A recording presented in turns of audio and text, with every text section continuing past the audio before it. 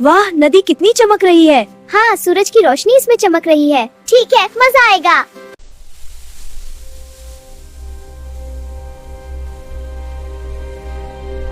मैं तुम्हें एक खास जगह दिखाती हूँ जहाँ बहुत मजे के फल हैं। हमें सोचना चाहिए, हर बात पर फौरन यकीन नहीं करना चाहिए। चलो, तेज चलो। हम नदी के गहरे हिस्से की तरफ जा रहे हैं। देखो, पानी तेज बह रहा है।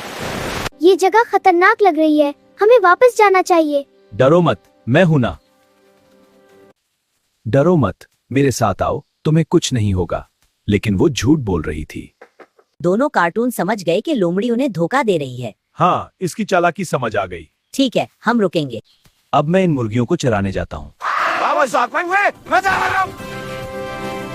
आखिर में दोनों ने सीखा कि समझदारी और एहतियात हमेशा हमें मुश्किल से बचाती है। जी हाँ, बिल्कुल सच कहा।